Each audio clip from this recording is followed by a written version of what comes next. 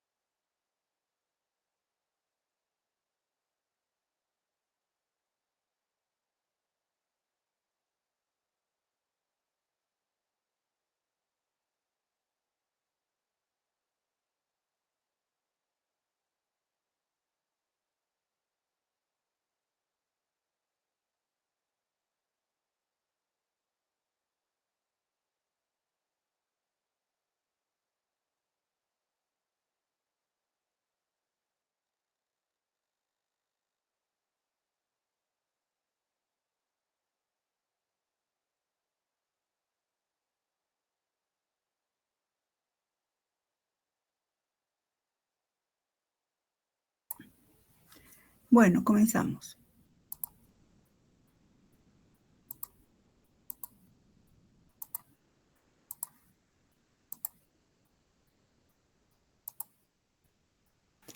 Ya, hoy ya comenzamos entonces un nuevo capítulo. Nos toca enzimas, ¿verdad?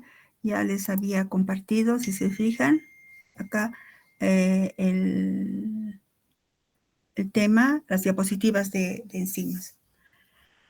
Entonces, comenzamos. ¿Se ve bien la pantalla, chicos? ¿Sí? Hola. Sí, doctora. Listo, gracias por responder. Listo, entonces capítulo 7, introducción al estudio de las enzimas. En algunos casos he escrito los enzimas, pues bueno, así a veces hay algunos autores que los nombran el enzima, por ejemplo, ¿verdad? Bueno, pero vamos a hacer fonéticamente mejor las enzimas, la enzima. Bueno, una vez que hemos terminado el estudio de la estructura de las proteínas, hemos visto la dinámica y función de las proteínas, hemos visto cómo funcionan las proteínas globulares, sobre todo, pues podemos ya estudiar a las enzimas. Las enzimas son proteínas de tipo globular. Entonces, lo que hemos estudiado para proteínas globulares, sobre todo en la fijación de sitios, un sitio o más de un sitio de fijación, pues lo vamos a aplicar aquí en enzimología. Esto nada más, este capítulo es una introducción y una parte importante de enzimología vamos a ver en el otro capítulo. Entonces, las enzimas son catalizadores de los sistemas biológicos. Toda enzima es producida por células vivas. Sin embargo, tienen la particularidad de que las enzimas pueden actuar separadas de las células, es decir, aquí aumenten por favor, pueden actuar in vitro. Obviamente son producidas por células vivas, pero tienen la particularidad, repito, de que pueden actuar in vitro, en un tubo de ensayo. Eso ha permitido mucho, ha facilitado su estudio. Son proteínas y son proteínas de tipo globular. Todo lo que está implícito en cuanto a que son globulares es que son solubles en agua sobre todo. Se encargan de la regulación de reacciones químicas que se llevan a cabo en las células. Todas las reacciones químicas que se llevan a cabo en las células pues están catalizadas por enzimas y no solo catalizadas, también reguladas dichas reacciones por las enzimas. Toda enzima, esto aumenten por favor, todas las enzimas cumplen con las características de un catalizador en general, que es 1, aceleran las reacciones, o aumentan la velocidad de las reacciones, que es lo mismo. 2, no reaccionan en sentido de que no se transforman en la reacción y se regeneran al final.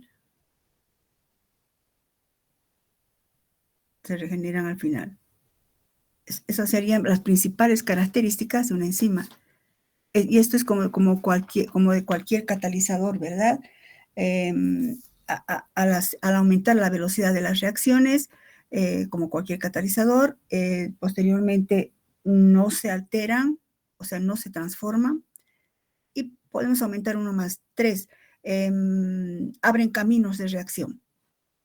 abren caminos de reacción, o sea, facilitan o hacen posible una reacción.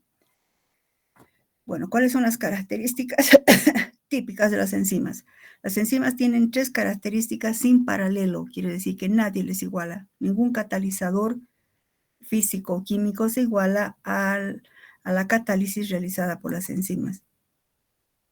Esas 3 características son el poder catalítico, es decir, cómo aceleran las reacciones, la especificidad de acción, es decir, que tienen sus sustratos específicos, o sea, moléculas sobre las cuales pueden actuar. Y la regulación.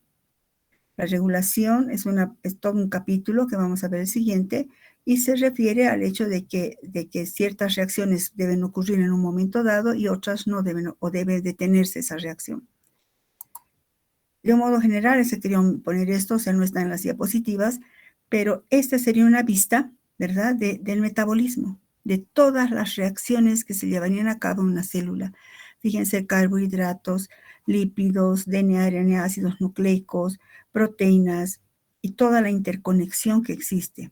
Todas estas reacciones son catalizadas por enzimas. Nosotros hemos visto esta partecita que aquí esta diapositiva la he empleado. Fíjense, el almidón que se hidroliza esta maltosa, luego esta glucosa, la sacarosa que se hidroliza en glucosa y fructosa, luego ingresan, esta sería la ruta de la glicolisis, el glucógeno que se transforma en UDP-glucosa, luego en glucosa 1-fosfato, luego la glucosa 1-fosfato por la glucosa 6-fosfatasa se transforma por una isomerasa, se transforma en glucosa 6-fosfato. Y todos estos convergen, fíjense, todos estos, incluida la glucosa, convergen en el ciclo de la glicolisis. Pues cada una de estas reacciones que ven aquí están catalizadas por enzimas. Entonces, son 3 las características, hemos dicho, que son sin paralelo, en sentido de que importantísimas de las enzimas: poder catalítico, especificidad y regulación. Vamos a comenzar con el poder catalítico.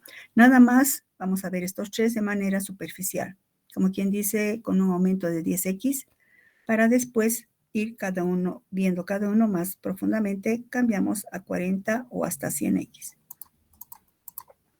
El poder catalítico. Son los catalizadores más eficientes que se conocen. Su eficiencia está en el orden de micromoles, es decir, que son capaces de transformar sustratos en cantidades tan pequeñas como micromoles. No estoy hablando ni de milimoles, micromoles, la millonésima parte de un mol es posible que sean transformados por una enzima. En toda reacción catalizada por una enzima, reconocemos estos elementos. El sustrato es la molécula que va a ser transformada. El reactivo puede ser cualquier reactivo orgánico o inorgánico que reaccione con el sustrato. Y la enzima es la que va a favorecer que esto ocurra a una velocidad compatible con la vida. Y se forman, obviamente, los productos. La velocidad de las reacciones catalizadas por enzima pueden aumentar hasta 1.000.000 de veces de lo que ocurriría lo mismo en un tubo de ensayo sin enzima. Por ejemplo, la anhidrasa carbónica. Esta es una enzima sumamente veloz. Es aquella, recuerdan que hemos visto al ver la hemoglobina, cuando el anhídrido carbónico reacciona con el agua, forma el ácido carbónico por acción de la anhidrasa carbónica. El ácido carbónico luego se disocia en bicarbonato y protones. Esto lo hace a 1.000.000 de veces de velocidad gracias a la anhidrasa carbónica. 1.000.000 de veces más rápido que si nosotros en un tubo de ensayo combinamos anhídrido carbónico y agua, esperamos que se forme el ácido carbónico, pues va a ser 1.000.000 de veces más lento, sin la enzima. ¿Cómo actúan las enzimas? Como estamos en el poder catalítico, veamos todavía de manera superficial. ¿Cómo actúan las enzimas? De un modo general, podemos decir que las enzimas actúan de la siguiente manera. La enzima, fíjense, sustrato, reactivo, la enzima. La enzima atrae al sustrato.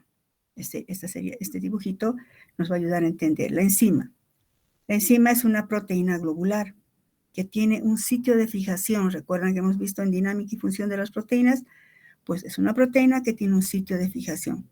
Y entonces atrae al sustrato, poniéndolo en estrecho contacto con ella y consiguiendo una orientación óptima del sustrato. Fíjense, para que este sustrato, que es este, ingrese acá, pues tendría que tener esta orientación. Si estuviera al revés, pues no sería efectivo, ¿no?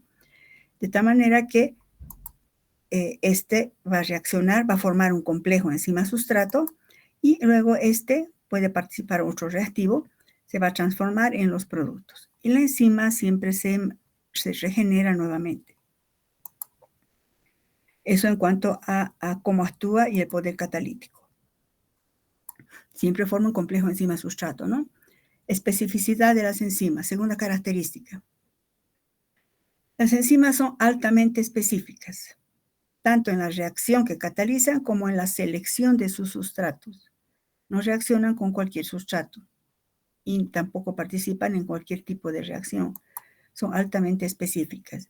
Su especificidad, les he puesto esto así, podría ser como un abanico, ¿no? Que va desde una baja especificidad hasta una elevada especificidad. Por ejemplo, las enzimas proteolíticas, que no sé si decían su nombre, proteolíticas, es decir, enzimas que rompen proteínas y que van a romper, pues sus enlaces peptídicos, ¿no? Estas enzimas proteolíticas tienen un espectro amplio de acción. Catalizan la hidrólisis de enlaces peptídicos, de modo general. ¿Recuerdan? Este es el enlace peptídico. Pues las proteolíticas se refiere a enzimas hidrolíticas que por acción del agua rompen este enlace y se generan los aminoácidos correspondientes. Esta sería, por este lado, una baja especificidad. Enzimas capaces de hidrolizar a proteínas en general. Pero dentro del mismo campo de las enzimas proteolíticas, la tripsina es completamente específica. Es también una enzima proteolítica. Pero tiene la particularidad de que solo rompe enlaces peptídicos cuando el lado carboxilo, recuerden, este es el enlace peptídico, este será el lado carboxílico y este sería el lado amínico, ¿no? Entonces, la tripsina solo hidroliza estos enlaces peptídicos cuando el lado carboxilo es de lisina. O sea, R1 tendría que ser lisina o arginina, si no, no lo hidroliza. Más específico todavía es la trombina. La trombina es una proteína que forma parte de la cascada de coagulación de la sangre. Es aún más específica. Por ejemplo, es también una enzima proteolítica. Esta también. Pero la trombina solo rompe enlaces peptídicos cuando en el lado carboxilo, o sea, R1, es la arginina. Y en el lado amínico, o sea, R2, es glicina. Otro enlace peptídico no lo rompe. Por eso se usan estos para determinar la secuencia. Recuerdan que hemos visto la tripsinólisis, la quimotripsinólisis. Bueno, sobre todo la tripsina. Bueno, entonces lo que vemos es que la especificidad de acción de las enzimas puede ir desde baja especificidad hasta altísima especificidad. En cuanto a la regulación, la tercera propiedad que tienen las enzimas. Imagínense, las enzimas catalizan reacciones, aumentan la velocidad de las reacciones en el orden de 1000, 100,000, incluso en algunos casos hasta 1,000,000 de veces más rápido. Es lógico que tanta velocidad, ¿verdad?, debe ser regulado. La actividad catalítica de muchas enzimas va a estar regulada. En realidad, prácticamente sería como una autorregulación. Hay 3 formas de regulación. La primera, algunas enzimas se sintetizan como precursores inactivos, es decir, como simógenos, y son activados recién en un tiempo y lugar fisiológicamente apropiado. ¿Qué quiere decir esto? Por ejemplo, el tripsinógeno, por eso tiene el sufijo sinógeno, bueno, fonéticamente es tripsinógeno, pero son simógenos, es decir, se sintetiza, por ejemplo, la tripsina en forma de proenzima inactiva. Por eso dice, se sintetizan como precursores inactivos, llamados simógenos. Se sintetiza la tripsina como tripsinógeno y luego va hasta el duodeno y recién en el duodeno otra enzima participa, fíjense aquí, y rompe una parte de la estructura de la proteica, de tal manera que ahora queda otra nueva estructura y esta tripsina recién es activada. ¿Dónde? En el duodeno. Entonces, eso se refiere cuando decimos que son Una forma de regular su acción es sintetizándose de manera inactiva, como simógenos, y luego se activan en un tiempo y lugar fisiológicamente apropiados. Por ejemplo, en la digestión y en la zona del duodeno. Recién la tripsina puede romper los enlaces peptídicos. Esa es una forma de regulación. La segunda forma de regulación es la inserción covalente de un pequeño grupo sobre la enzima. Más que todo estamos hablando de la fosforilación. La inserción covalente de un pequeño grupo se refiere a la fosforilación, ¿no?, de una parte de la enzima. Por ejemplo, si tenemos una enzima cualquiera, estoy simbolizando aquí una proteína globular, ¿no?, y que uno de los residuos es la serina. La serina, recuerdan, es un aminoácido hidroxilado. Ahí pongan, aminoácido hidroxilado. Entonces, así como está la enzima, va a tener una actividad A. No quiero decir ahora inactivo o activo. Podemos decirle actividad A o X. Cuando por acción del ATP, el ATP, esta es la serina, el ATP va a proveer un grupo fosfato a nivel del oxidrilo, provocando una fosforilación. Y esta sería entonces la fosfoserina, la estructura, que ahora es la serina, por supuesto, este símbolo aquí es el residuo aminoácidico que va a ser fosforilado por un grupo fosfato. Entonces, fíjense, el grupo fosfato reemplaza el hidrógeno del oxidrilo de la serina, formando un fosfato aquí en este nivel llamado fosfoserina. El hecho de que ingrese un grupo fosfato a la estructura, ahora fíjense, a propósito cambiado, cambia, escriban eso por favor, al ingresar un grupo fosfato, cambia la estructura tridimensional de la proteína. Al ingresar un grupo fosfato a nivel de un aminoácido hidroxilado, cambia la estructura tridimensional de la proteína. En consecuencia, cambia su actividad. Decimos así entonces, que la enzima fosforilada tiene una actividad B, o Y si quieren poner. Sin fosforilar, una actividad determinada. Fosforilada, otra actividad. En muchos casos esto se traduce en activación y desactivación, pero no quiero hablar de eso, porque puede ser al revés. No siempre la fosforilación es activación, puede ser desactivación en algunos casos. Entonces, simplemente vamos a decir que eso se llama inserción covalente de un pequeño grupo. ¿Cuál sería el pequeño grupo? El fosfato. Entonces, enzima no fosforilada tiene una actividad A o X si quieren. Y enzima fosforilada tiene una actividad B o Y si quieren. Entonces, el grupo fosfato que ha hecho, repito, cambia la conformación, por tanto, la actividad de esta enzima. El tercer tipo de regulación, estos tres que estamos viendo los vamos a ver de manera más amplia en el siguiente capítulo. El tercer tipo de regulación es el control por retroinhibición, llamado también inhibición por retroalimentación. La retroinhibición o inhibición feedback también se llama en inglés y se mantiene ese nombre, consiste en lo siguiente. La primera, permítame leer primero, consiste en que la primera enzima que cataliza la primera etapa de una secuencia de reacciones es inhibida por el producto final. ¿Qué es eso? Imaginemos una secuencia de reacciones, que es lo que más ocurre a nivel metabólico. Se sintetizan los productos mediante una secuencia de reacciones. Imaginemos que es el producto Z, vamos a hablar así en forma general.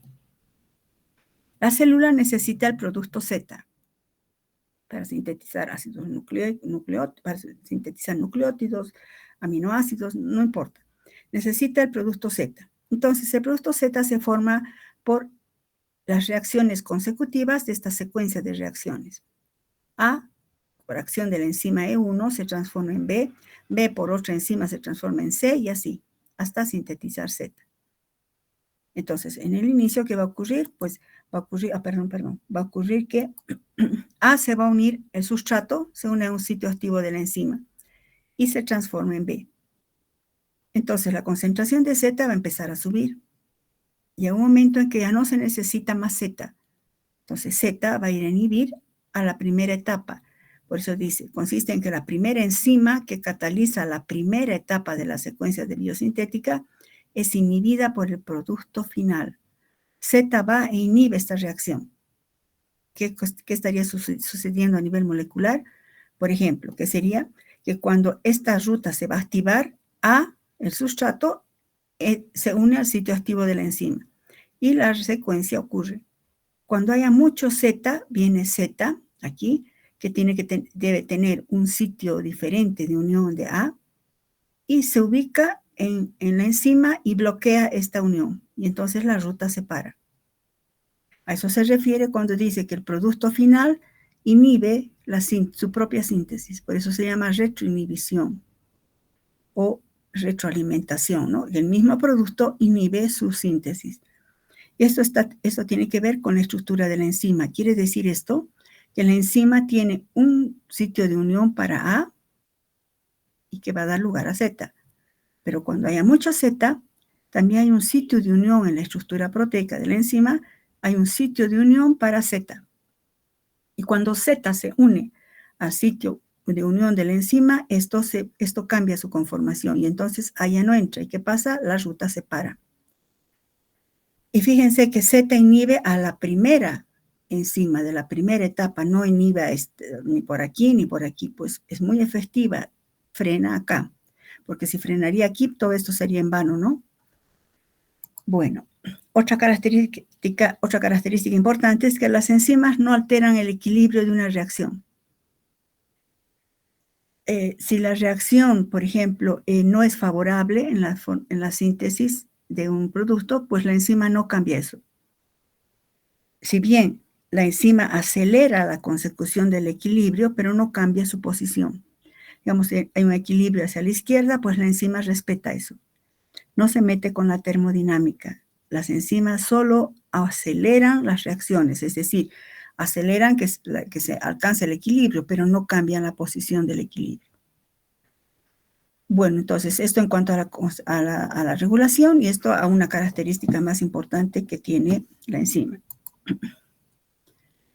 Bueno, hemos visto entonces 3 características importantes de las enzimas, que vamos a ir desarrollándolas, 2 de ellas en este capítulo, la tercera, regulación, en el otro capítulo. Pasemos a ver la nomenclatura y clasificación de las enzimas. Existe un gran número de enzimas, la gran mayoría de ellos ya se ha dilucidado su secuencia, se conoce su estructura, pero es necesario nombrarlas. Para nombrarlas se agrega el sufijo asa. ¿A qué se agrega el sufijo? A la denominación del sustrato de la enzima. Por ejemplo, si el sustrato en esta reacción, esta es la urea, el producto de desecho, ¿no?, de las proteínas que se elimina por la orina, la urea. La urea se va a hidrolizar usando como reactivo el agua, pero catalizado por la ureasa para formar amoníaco y anhídrido carbónico. Bueno, en este caso el sustrato es la urea. Entonces, la enzima es la ureasa. A eso se refiere que se agrega asa, el sufijo asa, a la denominación del sustrato. O también se le puede agregar el sufijo asa a la frase que describe la acción catalítica. Por ejemplo, de esto es su ejemplo esto. Esta es la histidina, un aminoácido, ¿verdad? Un aminoácido básico. La histidina, por acción de esta enzima, la histidina descarboxilasa, se simboliza como HD, histidina descarboxilasa. Entonces, ¿qué ocurre? La histidina, gracias a esta enzima, pierde un anhídrido carbónico. Por eso indica así. Se elimina anhídrido carbónico y se forma histamina. Es un mediador de la alergia. Bueno, pero en esta reacción lo que ocurre es que hay una descarboxilación. Entonces, por eso se le aumenta el sufijo asa. Histidina descarboxilasa. Entonces, estas 2 formas son formas comunes, triviales, diríamos, de nombrar a las enzimas, colocándole el sufijo asa al sustrato o el sufijo asa a la reacción, al tipo de reacción que cataliza. Pero esto podría llevar a cierta, digamos, a cierta confusión. Por eso la Unión Internacional de Bioquímica y Biología Molecular, su nombre es en inglés y sus siglas es IUBMB, pues esta Unión Internacional ha dado nombres y ha clasificado a las enzimas. La nomenclatura y clasificación funcional ha sido de manera sistemática mejor. Las enzimas se clasifican según la Unión Internacional de Bioquímica y Biología Molecular, así como en orgánica la IUPAC, ¿recuerdan? Pues aquí hay la Unión Internacional de Bioquímica y Biología Molecular. Las enzimas se clasifican y denominan de acuerdo con la naturaleza de la reacción química que catalizan. Entonces, no es por su sustrato, sobre todo es según se clasifican en función de la naturaleza de la reacción química que catalizan. Así, según la IUVMB, existen 6 clases principales de reacciones catalizadas por enzimas. Obviamente también hay subclases y subclases. Veamos la clasificación de la Unión Internacional de Bioquímica y Biología Molecular. Clasificación. La primera clasificación, la primera clase corresponde a las oxidorreductasas. ¿Qué tipo de reacción catalizan? Reacciones de oxidorreducción. La segunda clase de enzimas serán las transferasas. El número va con el nombre, chicos. 2 es transferasas. ¿Qué tipo de reacción catalizan? Pues transferencia de grupos funcionales de una molécula donadora a una molécula aceptora. Transferencia de grupos funcionales. La tercera clase serían las hidrolasas. Son un grupo de enzimas, caen en este grupo aquellas enzimas que catalizan las reacciones de hidrólisis, es decir, rompimiento de enlaces covalentes por acción del agua.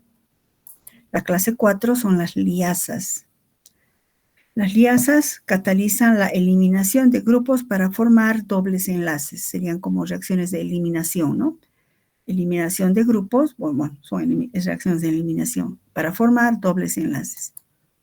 Las isomerasas, reacciones catalizan, ¿qué tipo de reacciones? Reacciones de isomerización, es decir, interconversión de isómeros. Por ejemplo, isómeros cis que se transforman en trans, o algunas moléculas de aldehído que se transforman en cetonas, o que, por ejemplo, el glucosa 1-fosfato se transforma en glucosa 6-fosfato, etc. Isomerización, que ustedes saben qué es. La clase 6 serían las ligasas. Las ligasas se caracterizan por formar, ¿qué tipo de reacciones catalizan? La formación de enlaces. Ligasas, por eso. Se forman enlaces, pero se caracterizan porque necesitan de ATP. O sea, enlaces acoplados con la hidrólisis del ATP. Cuando el ATP se hidroliza, rinde energía. Entonces, esas son las ligasas. Algo que debo aclararles es que no puedo decir yo cuántas clases de enzimas son 6. La clase 1, a ver cuál me acuerdo, hidrolasas. No puedo ponerle número. 1 es oxidorreductasas, 2 es transferasas y eso no puede cambiar. No puedo llamarle la 2 a las isomerasas porque es lo que me acuerdo, no. Es el orden, por eso va unido el número al nombre. Yo no pretendo que aprendan de memoria, pero lo que sí es importante que sepan qué hacen las transferasas, qué hacen las isomerasas, qué hacen las ligasas. Según la Unión Internacional de Bioquímica y Biología Molecular, cada enzima recibe 2 nombres y una clasificación de 4 cifras. A ver, vamos a ver qué es eso. Igual que en química orgánica, 2 nombres. Un nombre, recuerdan, un nombre común y un nombre oficial. Entonces, también en las enzimas hay un nombre recomendado, se llama, no común, recomendado. Sería una denominación trivial que se usaba antes y algunas veces se sigue usando todavía. Por ejemplo, la ureasa es un nombre trivial o recomendado. El nombre sistemático. El nombre sistemático ya es de más exigencia. Se usa cuando se debe minimizar la ambigüedad, es decir, que no quede dudas de qué enzima estamos hablando. Especifica el tipo de reacción que cataliza la enzima según la clasificación de su grupo principal. Es decir, caerá en óxido reductasa, será una transferasa, etc. También la Unión Internacional de Bioquímica y Biología Molecular da números de clasificación a las enzimas, como quien dice su carnet de identidad, para que nombrarlas de manera inequívoca. Número de clasificación de la sigla. Sus siglas de identificación, digamos, tienen en cabeza esta abreviación EC, que viene de que significa comisión de enzimas o Enzyme Commission, comisión de enzimas, EC. Por ejemplo, hay una enzima, la carboxipeptidasa A. Esta enzima cataliza la reacción de hidrólisis de los residuos C-terminales de los polipéptidos. Perdón. Habíamos visto, ¿verdad?, que para determinar la secuencia podemos hidrolizar en los extremos C-terminales y también los extremos N-terminales de una proteína. Bueno, esta enzima, la carboxipeptidasa A, repito, cataliza la reacción de los residuos C-terminales. Entonces, su nombre recomendado, común, vulgar, trivial, es carboxipeptidasa A. Su nombre sistemático es peptidil L-aminoácido hidrolasa, que hace alusión a que es una hidrolasa y que rompe enlaces peptídicos de L-aminoácidos, ¿no? Y su número de clasificación es S, Enzyme Comisión de Enzimas, 3.4.17.1, como su carnet de identidad, que significa el primer número. El primer número corresponde a la clase principal. Por ejemplo, 3, que era la clase 3, hidrolasas. Entonces, esta enzima es una hidrolasa. 4, ¿a qué se refiere? A la subclase. Bueno, en este caso no podemos ver eso, pero se refiere al hecho de que el tipo hace alusión al tipo de cofactor. Ahorita vamos a ver qué es eso. Hace alusión al tipo de cofactor. Por ejemplo, esta necesita zinc. Subclase metalocarboxipeptidasa se llama, por decir. Y subclase es un poco más arbitrario y número de serie más arbitrario. No sé, se le pone. Pero esto es el número como su carnet de identidad. Esto se usa más en los artículos científicos, pero en los libros no dice el sustrato A reacciona con la S34117, no. Se usan más nombres recomendados. Ureasa, carboxipeptidasa, catalasa, etc.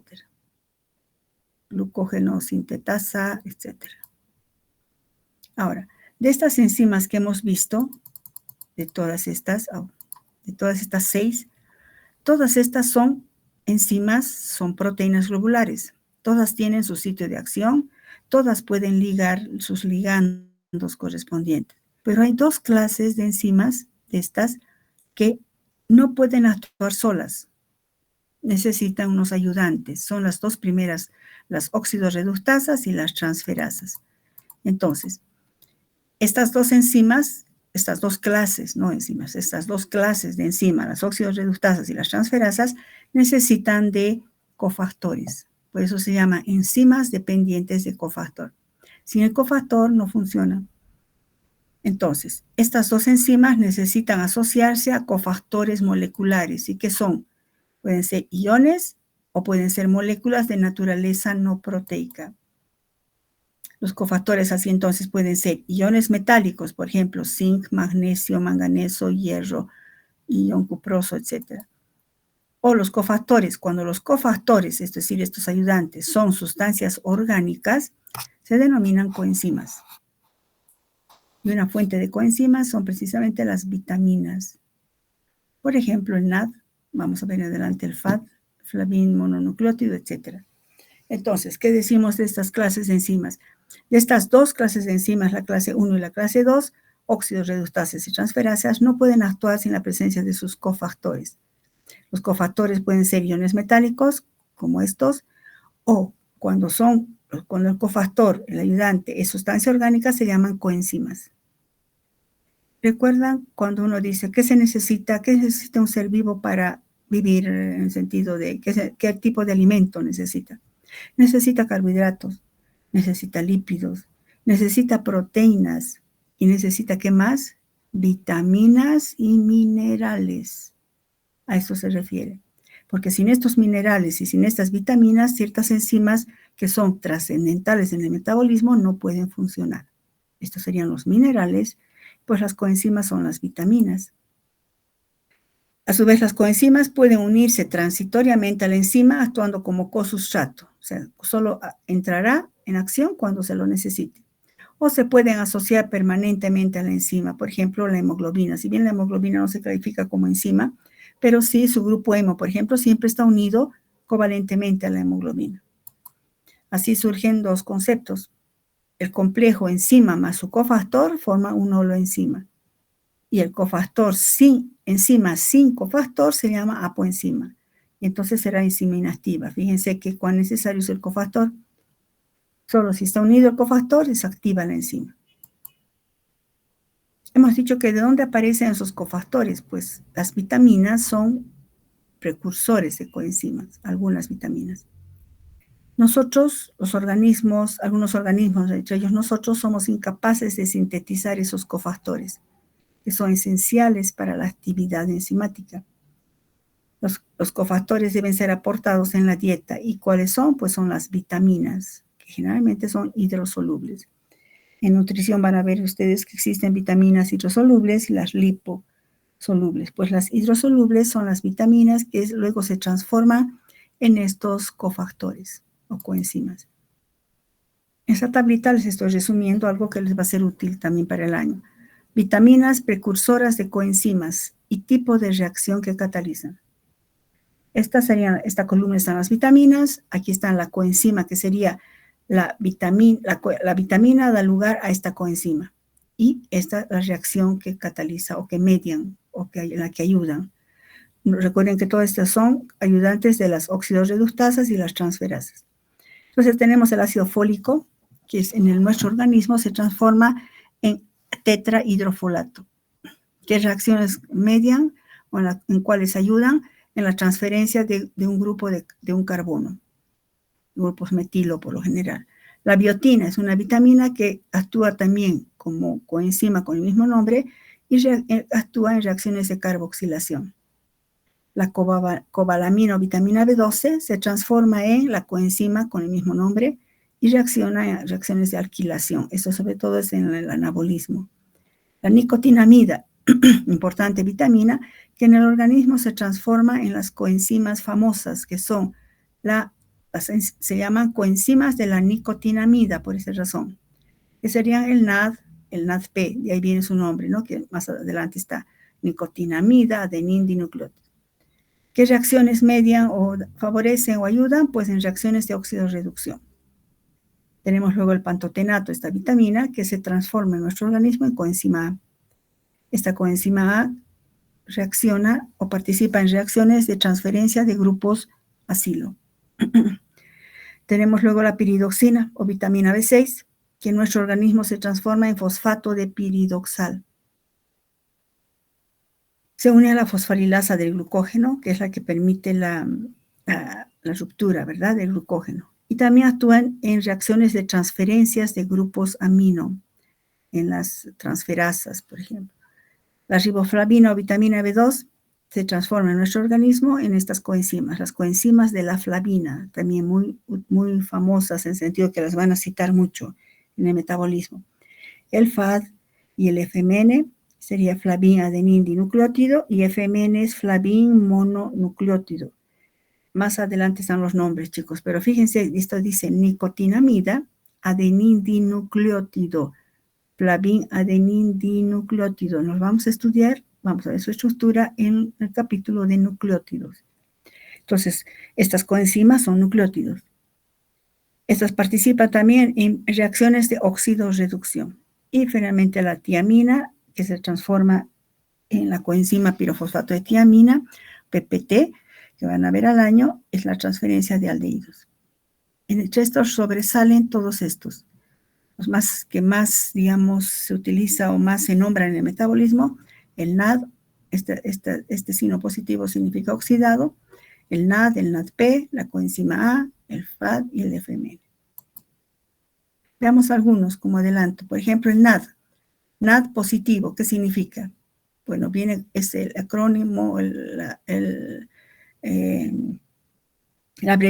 abreviatura de nicotinamida adenina dinucleótido. Y si tiene el signo positivo, se dice oxidado. Su estructura sería esta. Esta es una estructura resumida porque este R nos está haciendo alusión al dinucleótido, ¿no? Bueno, pero aquí el grupo funcional sería este anillo de nicotinamida. ¿Recuerdan el ácido nicotínico en orgánica? Pues como amida sería la nicotinamida. Esta nicotinamida tiene en esta parte, gracias a la resonancia de este anillo, fíjense en mi cursor, este par de electrones puede saltar acá, y entonces se carga positivamente, fíjense en el cursor, ahora este salta acá, por eso fíjense aparece así, aquí un par de electrones aparece, se carga positivamente, y ¿qué hace? Perdón. Si está oxidado, puede captar 2 protones y 2 electrones. Aquí viene lo que hemos hablado también en prácticas. ¿Qué significa o a qué se refiere 2 protones y 2 electrones? Cuando una molécula pierde o gana electrones, lo hace en forma de átomos de hidrógeno o en forma de hidruro. Pues aquí en este caso va a ser en forma de hidruro. Como fíjense, si esto ha saltado acá, luego este ha saltado acá, este carbono queda cargado positivamente. Pues un hidruro, fíjense en mi cursor, irá a neutralizar esa carga positiva. Y sería esto. Está resaltado en negro. Y de esa manera, pues, el NAD que estaba oxidado, ahora es el NAD reducido. Pongan aquí abajito, por favor, NAD oxidado. Y aquí pongan NAD reducido. Por eso se escribe NADH más, quiero decir, no está bien que diga NAD hidrógeno más protón, ¿no? NADH más H, en el sentido de que este sería este hidruro. Y este protón, pues es este protón. Entonces, el NAD siempre actúa cediendo o aceptando hidruros. Luego vamos a ver qué importancia tiene la cadena transportadora de electrones. La estructura del FAD, flavin, adenín, dinucleótido. Una estructura más compleja, un anillo diisoloxacina, pero se caracteriza el FAD de que transporta electrones diferente al NAD, o capta electrones, diré mejor, diferente al NAD. Si vemos esta estructura aquí, fíjense en mi cursor, hagan atención a esta parte. Aquí ocurre, fíjense en mi cursor, una ruptura homolítica. Entonces, un electrón viene acá y un electrón viene acá, y entonces aquí también se rompe homolíticamente. Un electrón viene acá y un electrón viene acá. Por eso es que aparece un doble enlace. Entonces, aquí hay un electrón y un electrón. Entonces, como tiene que captar electrones, 2 electrones y 2 protones, pues lo va a hacer como 2 átomos de hidrógeno. Aquí entrará un átomo de hidrógeno, que es este. Aquí entrará otro átomo de hidrógeno, que es este. Entonces, el FAD capta electrones de diferente manera que el NAD. Por eso el FAD no se escribe FADH más H. Se escribe FADH2, que sí que ha captado una molécula de hidrógeno en forma de un átomo más otro átomo. Esto también vamos a ver un poco más detalle en los nucleótidos. Entonces, estamos viendo que los cofactores tienen como fuente, nosotros no podemos sintetizar cofactores, pues una fuente de cofactores son las vitaminas que no deben faltar en la nutrición. ¿Qué funciones cumplen los cofactores? Lograr el máximo de interacción entre la enzima y el sustrato, o sea, son los ayudantes, hemos dicho, ¿verdad? Pero ¿cómo actúan? Logrando un máximo de interacción entre la enzima, por ejemplo, y el sustrato. Este dibujito, digamos, me parece como para entender. Si esta es la enzima, apoenzima, sin el cofactor. Si se acercara solo el sustrato, fíjense, pues habría un vacío, ¿no? Entre el cofactor magnesio y luego entre el sustrato. Es una manera medio gráfica, geométrica de explicar, ¿no? Se refiere al hecho de que permite la interacción entre la enzima y el sustrato. Eso hace un cofactor. Interviene de manera efectiva en la reacción global. Por ejemplo, los cofactores actúan como donadores de anhídrido carbónico, de aminos y de electrones. Aquí estarían las carboxilasas y descarboxilasas, ¿no? Participando en reacciones de descarboxilación. Transfieren o aceptan o donan grupos carboxilo, grupos amino y también electrones que acabamos de ver en forma de hidruros o de átomos de hidrógeno. Ejemplo de cómo actúa un cofactor. Si bien no voy a ponerme a explicar las rutas, pero solo veamos ciertas reacciones para entender cómo actúan estos cofactores. Por ejemplo, en la reacción de óxido-reducción, es decir, transferencia de electrones, catalizadas por enzimas llamadas deshidrogenasas, se llaman las enzimas, dependientes del NAD. Es decir, ¿qué significa eso? Que usan como cofactor al NAD. Por ejemplo, un ejemplo es el fosfato de glicerol, que sería este. Fíjense, ustedes saben escribir esto. Glicerol 1-fosfato sería, ¿no? El glicerol 3-fosfato se oxida hasta fosfato de gliceraldehído. Fíjense, este es un alcohol. Fíjense mi cursor. Ahora se ha oxidado hasta un aldehído. Para que esta molécula se oxide hasta aldehído, tiene que ceder electrones. ¿Quién va a captar esos electrones? Pues el NAD. Lo captará en forma de hidruro. Se va esto como hidruro y se forma un aldehído. Entonces entra NAD oxidado, sale NAD reducido. ¿Quién ha catalizado? Esta enzima. Pero sin esta coenzima no hubiera ocurrido la oxidación. A su vez, el NAD reducido se disocia, se separa, por eso solo actúa como cosustrato, se separa de la enzima y actúa como reductor ahora en otra reacción, que también se ve en las rutas metabólicas. Por ejemplo, no importa ahorita qué es esto, el piruvato tiene es una acetona que se va a reducir hasta un alcohol hidroxilado, que es el lactato. Esto lo hace la lactato deshidrogenasa, es una enzima, pero esta también necesita como coenzima al NAD, pero en este caso el NAD reducido. Esto que se ha formado aquí puede actuar después en otra reacción, por ejemplo en esta. El NAD reducido está llevando un hidruro, aporta un hidruro para reducir al piruvato hasta lactato. Y otra vez se regenera NAD oxidado que puede actuar en otra reacción. Bueno, esa es la acción de las coenzimas. Bueno, ya hemos visto entonces cuáles son las principales características de las enzimas, el poder catalítico, la especificidad y su regulación. Hemos visto a su vez que las enzimas se clasifican en 6 clases, según la Unión Internacional de Bioquímica y Biología Molecular. Esas clases, los números corresponden a cada clase. Y que hay dos grupos de enzimas, las oxidorreductasas y las transferasas, que no pueden actuar solas, que necesitan de ayudantes, es decir, de cofactores. Los cofactores pueden ser iones como magnesio, zinc, manganeso, o pueden ser moléculas orgánicas. Cuando son moléculas orgánicas, esos cofactores se llaman coenzimas. Estas coenzimas actúan pues en combinación con sus enzimas. ¿Qué hace un cofactor? Ayuda a que el sustrato interaccione con la enzima. Y a su vez actúan como donadores o aceptores de grupos. Por ejemplo, anhídrido carbónico serían las carboxilaciones y descarboxilaciones. Aquí aumenten en sus diapositivas.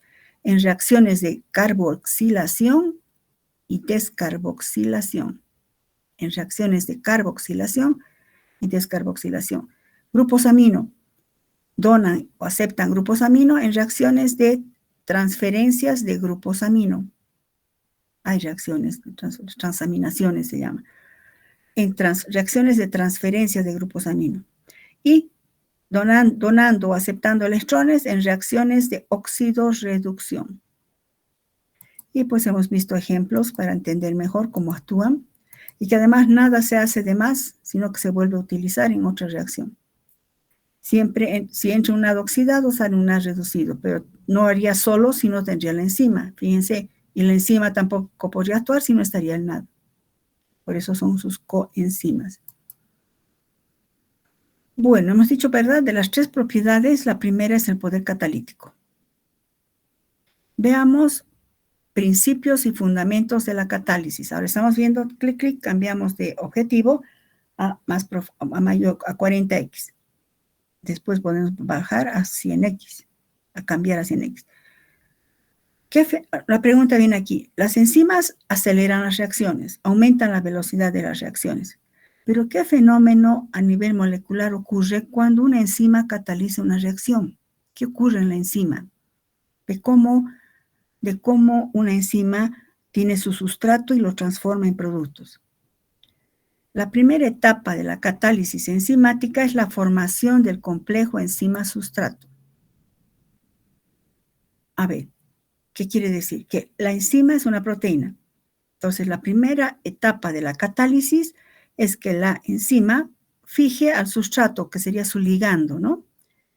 Él o los sustratos, porque puede tener más de un sustrato, más de un sitio de fijación, se unen a una región específica de la enzima llamada sitio activo, formando el complejo enzima-sustrato.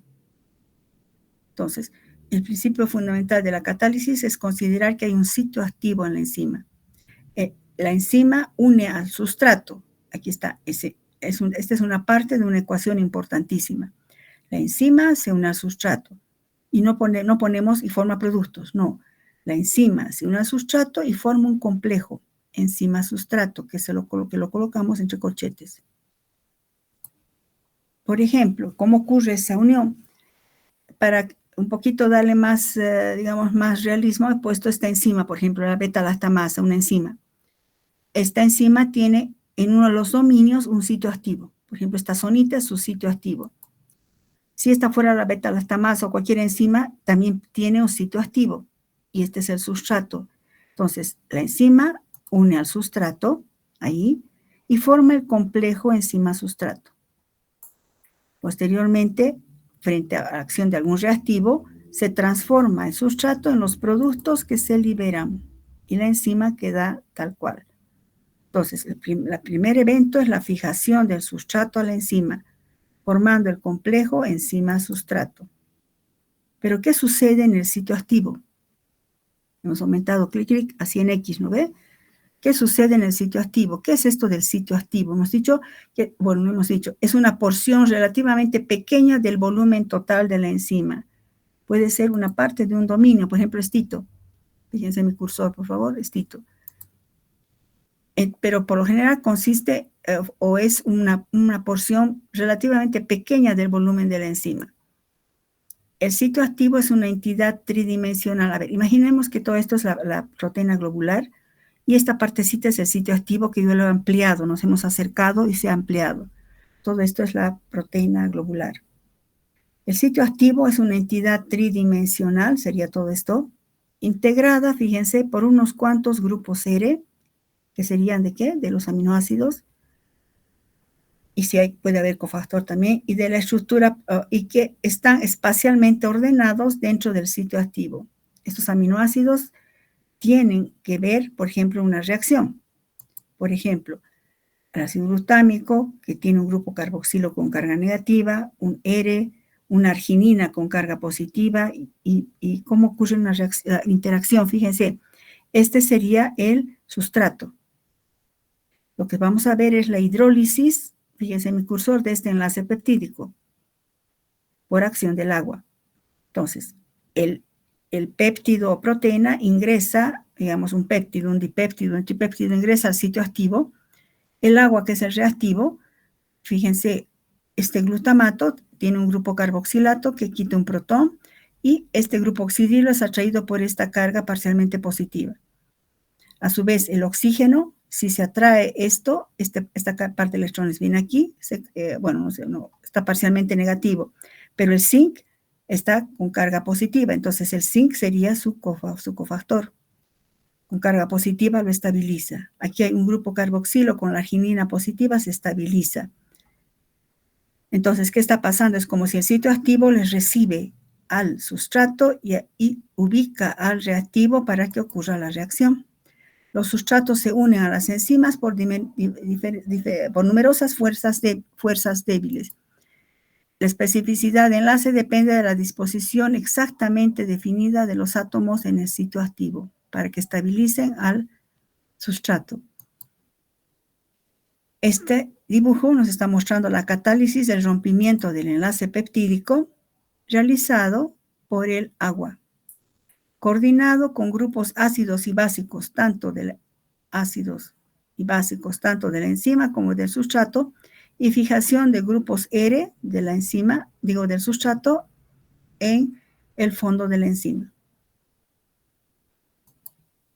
Entonces, el primer evento es la fijación del sustrato al sitio activo y se forma el complejo enzima-sustrato. ¿Qué sucede a nivel del sitio activo?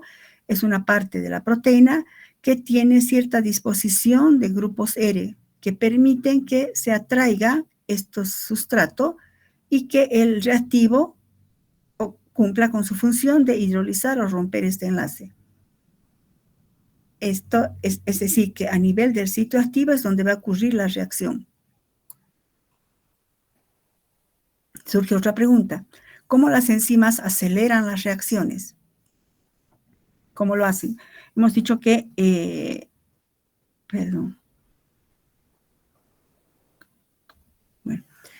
¿cómo las enzimas aceleran las reacciones?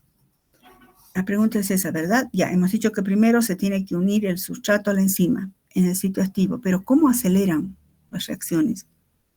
Pues para explicar este fenómeno existen varias teorías. Entre ellas, la teoría del estado de transición, ET. Es la más aceptada, es la aceptada directamente. ¿Qué dice la teoría del estado de transición que han debido ver ustedes en orgánica también?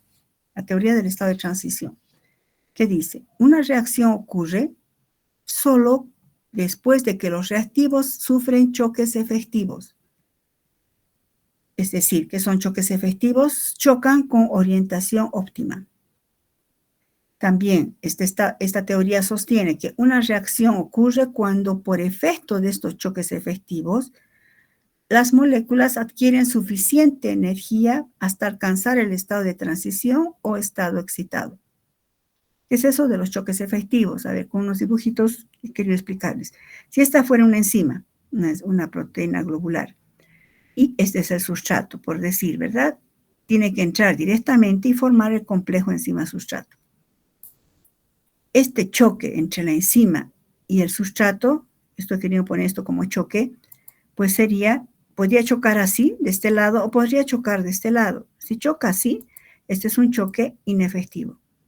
Pero si choca así, porque esto es lo que tiene que formar, este es un choque efectivo. Entonces, un choque efectivo tiene la orientación correspondiente. ¿Y qué dice la teoría del estado de transición? La reacción ocurre solo cuando ocurren choques efectivos. ¿Qué más dice la teoría del estado de transición? Que por efecto de los choques efectivos, las moléculas adquieren suficiente energía hasta llegar al estado de transición o estado excitado. ¿Qué es eso del estado de transición, estado excitado? Van a recordar de orgánica.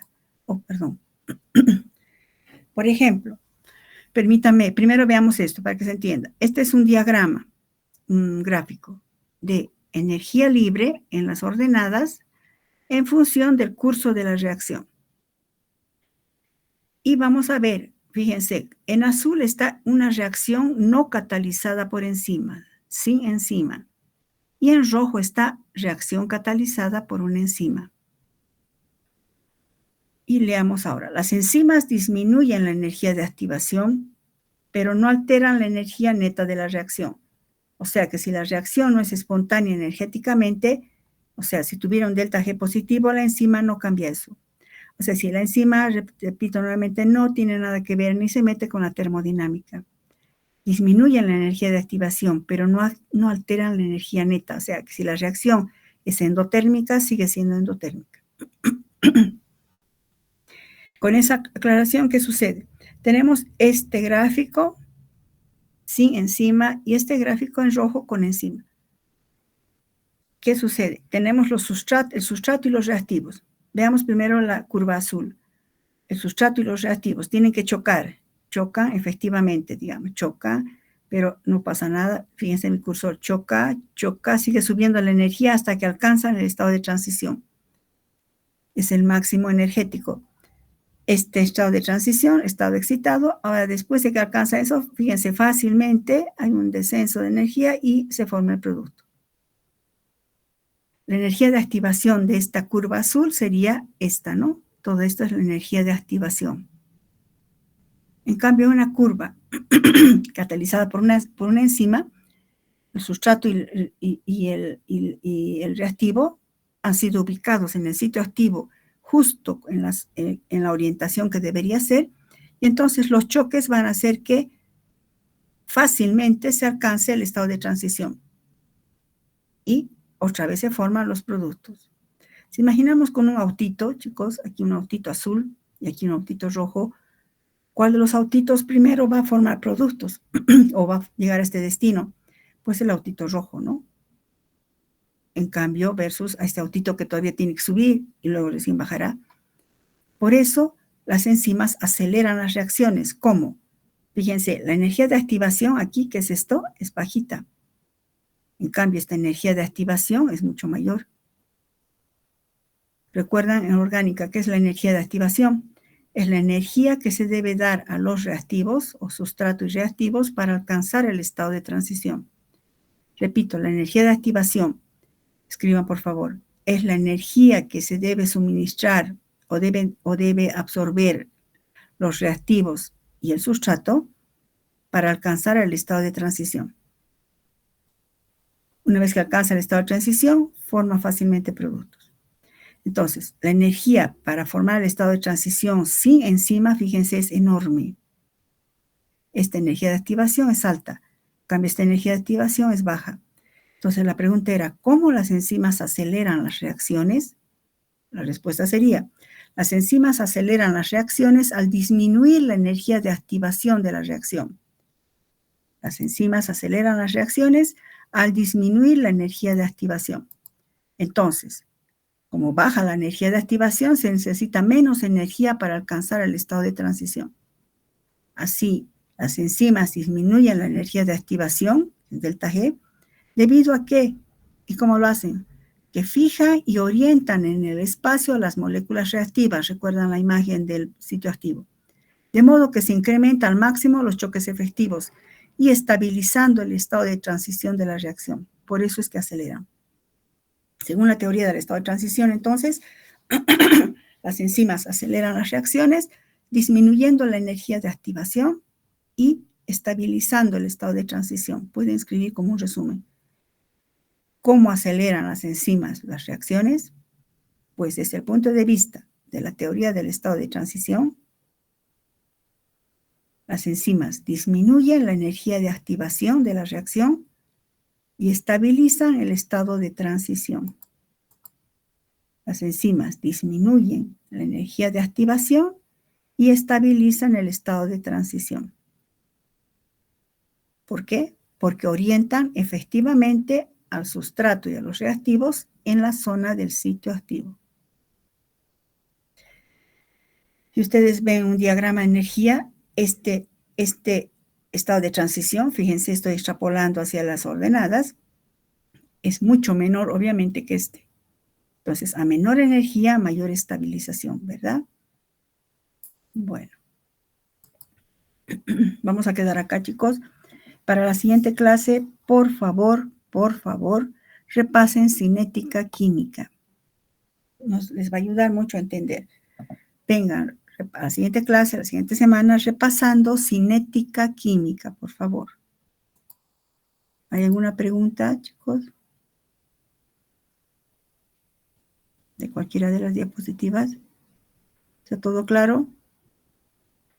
Lean, si algo no está claro, siempre la siguiente clase. Ojalá, aleluya, algún día ocurriría eso. Bueno, si no hay preguntas, voy a parar la grabación.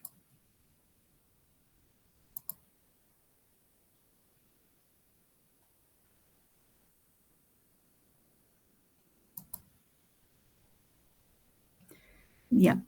Listo, chicos. Entonces, para la siguiente clase, por favor, tienen que repasar cinética química. Hasta luego, chicos. Cuídense, abríguense. Hasta luego, doctora. Hasta luego, chicos.